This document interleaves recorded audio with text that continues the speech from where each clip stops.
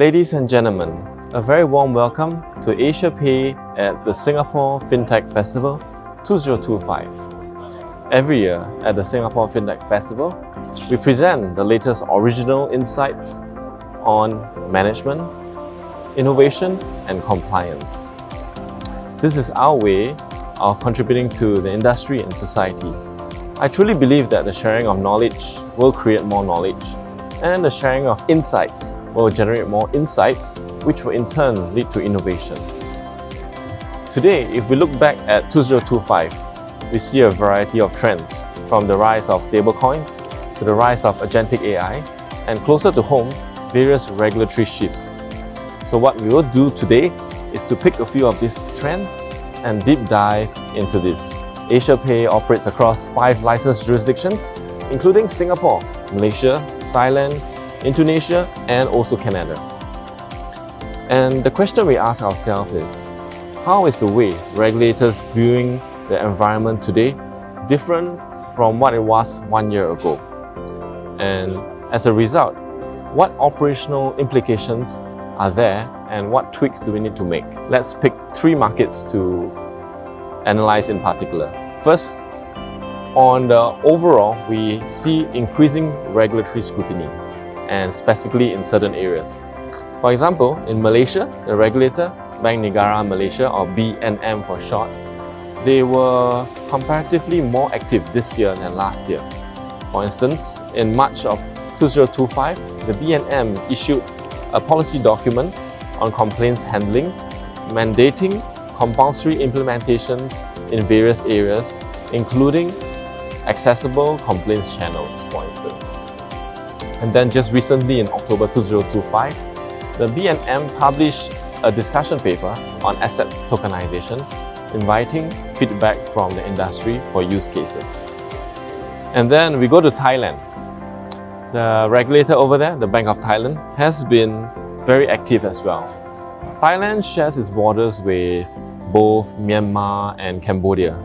And due to various geopolitical factors, human rights groups estimate that there are at least 70 scam centers along the borders of Thailand and Myanmar, and Thailand and Cambodia. So as a result, the BOT has been actively dismantling infrastructure through various strategies and various tactics, including the launch of a central fraud registry, which is a system for various banks and payment companies to share information about mule accounts. And if we come to scan the news, we see that this is a news from 17 June of this year. The Thai police targeted various scam centers, including this particular scam center operating in southern Thailand in Samut Prakan that targeted Australians. Samut Prakan is very close to Pattaya. They are a hotspot for tourists who go there to surf, to enjoy the beach, to have a drink. And so, this particular operation targeted this scam center where 13 foreigners linked to boiler room operations were arrested at what appeared to be a normal luxury home. And if we come back closer to home here in the Singapore FinTech Festival in Singapore, we see also the regulator, MAS, has been prioritizing aggressive enforcement over mere regulatory guidance like in the past. I went to plot the penalties imposed by MAS over the last 4 cycles of reporting from 2019 up to today. And we see that the amount of penalties imposed by MAS on a year-to-year basis has increased steadily and significantly, from 3.4 million from 2019 of January to 2020 June, to the most recent reporting year of 4.4 million. And of course, we have an outlier year for 2022 to 2023 because of the money laundering scandal. And if you look at another indicator, criminal convictions and MAS reprimands, we also see a steady upward trend. And more recently, 28 June 2025, very big news. MAS fined 5 payment companies for the first time in Singapore history. This is the first ever in Singapore history, and it's extremely big news. I was really shocked. I came from 5 years in the asset management industry and 5 years in government. It was very common news to see banks and also asset management companies being fined, but this is the first time that payment companies were fined. So far, MAS has only fined the payment companies and not the directors, citing weak anti-money laundering controls, for example. Taking all this into account, Singapore, Malaysia, Thailand, regulators being extremely hands-on in various anti-scam strategies and coming down hard on various criminals and companies who do not adhere to rules. This is a new era in regulatory governance, where if you think compliance is expensive, the cost of non-compliance is going to be even more. Next, we cannot reflect and discuss about 2025 without discussing stablecoins. Right?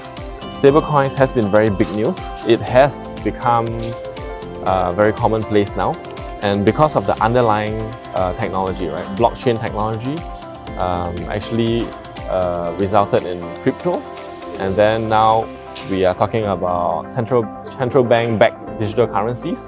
And this year, the US earlier in July passed the Genius Act into law, which is essentially a legal and regulatory framework for stablecoin issuers and custodian banks. And if we come back to Asia Pacific, we look at the 4 countries which are relatively forward-looking in stablecoins: Hong Kong, Singapore, Japan, Thailand. Overall, the trend is that stablecoins are moving from theory to becoming real-world regulated assets. So let us take a quick tour around these 4 countries. Hong Kong, similar to the US, implemented its stablecoin ordinance just in August. So far, they have taken a cautious approach. As of 28 October 2025, 3 months after the implementation of the law, there is still no licensed stablecoins issuer.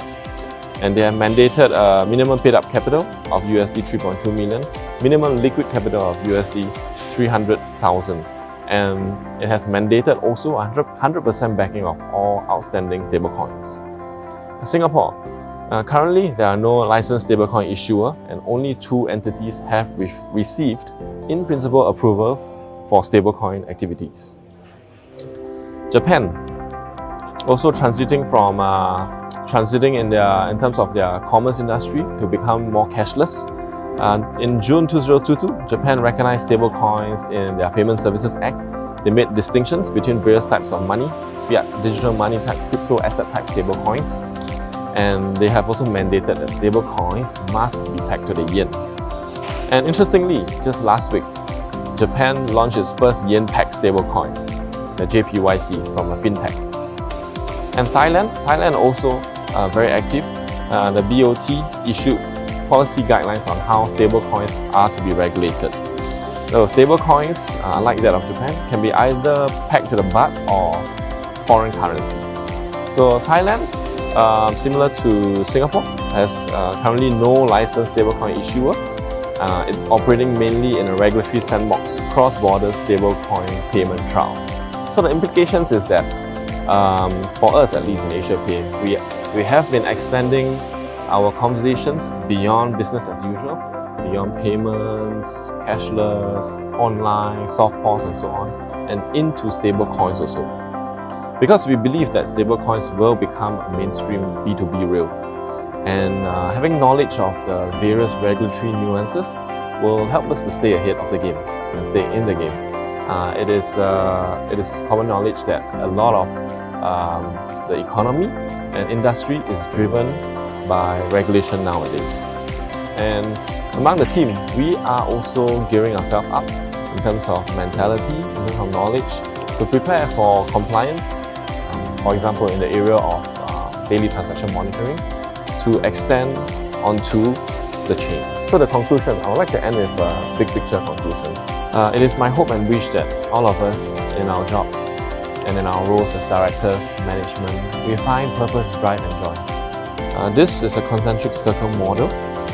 We see that we operate in the company policies and regulation inner circle, and this is actually interlocking with the national laws, right? In Singapore, for example, in the payments industry, it's the Payment Systems Act, and it's administered and overseen by MAS. And MAS, they came out with this law, or they will continue to refine and enhance this law, because they also operate in a larger global macro environment. For example, scam centers in Southeast Asia. For example, they have, say, checks or audits by the Financial Action Task Force. So all of us operate actually as different players in one ecosystem, and we are all intertwined and interlocking. Right? So we have various responsibilities beyond profits. And I'm going to conclude this presentation with a picture.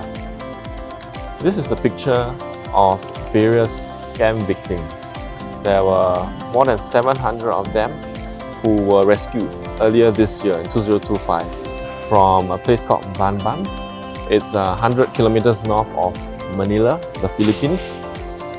These people, 700 over foreigners, ranging from people from all over Southeast Asia and the Asia Pacific.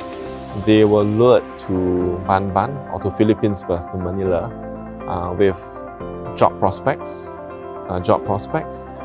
with returns on investments, crypto, and so on. And then when they reached the airport, their passports were taken away from them, and they were driven to this scam center. It's a very sophisticated operation.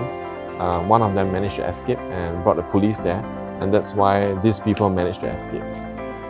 So I hope that whatever company or role that we are in, we see that we belong to a larger ecosystem, and that everything we do, be it policies, be it screening merchants, be it implementing and training policies, all contribute to a larger picture that ultimately goes beyond business. It goes to making the world a better place. Such as if we detect a stream of dirty money flowing through our payment channels, it could be a doorway to rescue some of these scam victims. So I wish all of you purpose, drive, and joy daily in your work. And if there are any other insights or discussion points that you wish to further speak about, feel free to contact me anytime. Connect with me on LinkedIn. I have a QR code here, or email me, and we're happy to have a chat. Come over to our office. We have a coffee and tea area. I'm happy to host you anytime. Wishing you all the best. Thank you.